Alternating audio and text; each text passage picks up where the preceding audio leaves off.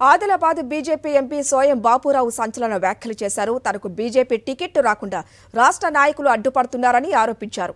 తాను గెలిస్తే మంత్రి పదవి ఇవ్వాల్సి వస్తుందనే భయంతోనే టికెట్ రాకుండా చేశారని అన్నారు. అధిష్టానం రెండో జాబితాలో అయినా తనకు సీటు కేటాయించాలని కోరారు.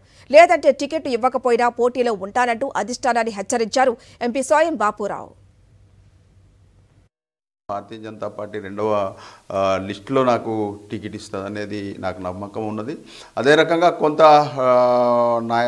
రాష్ట్ర నాయకత్వం కూడా ఒకటి ఆలోచిస్తుంది. నేను ఒక ఆదివాసీ ఎంపీని అంటే ముగ్గురు ఎంపీలకు ఇచ్చిన తర్వాత ఒక ఆదివాసీ ఎంపీకి ఇవ్వకపోవడం అనేది మా కార్యకర్తలలో కూడా ఆందోళన చెందుతున్నారు. కాబట్టి నాకు ఒకటి అనిపిస్తుంది ఏంటంటే, ఒకవేళ భారతీయ జనతా పార్టీలో రెండవసారి సోయం బాపురావు గెలిస్తే తప్పనిసరిగా మంత్రి పదవిలో మొదటి స్థానంలో ఉంటాడన్న ఆలోచనతోటి అక్కడ దాకా ఎందుకు తీసుకుపోవాలా, మరి ఇక్కడనే టికెట్ కట్ చేస్తే అయిపోతుంది కదా అనే ఆలోచనలు కూడా రాష్ట్ర నాయకత్వం కొంత నాయకులు ఆలోచిస్తున్నట్టున్నారు. అదే రకంగా ఇవాళ వేరే పార్టీ నుంచి కూడా తీసుకొని వచ్చి వాళ్ళకు టికెట్ ఇవ్వడానికి కూడా కొందరు ప్రయత్నం చేస్తున్నారు. న్యాయంగా నాకే తప్పనిసరిగా సిట్టింగ్ సీటు కాబట్టి నాకే వేయాల్సిన అవసరం కూడా ఉన్నది. ఇప్పటికైనా భారతీయ జనతా పార్టీ ఆలోచించి రెండవ లిస్టులో ఖచ్చితంగా ఇవ్వడానికి ప్రయత్నం చేయాలని కూడా పార్టీని నేను విజ్ఞప్తి. రాకపోతే తప్పనిసరిగా మా దారి మేము చూసుకుంటాం.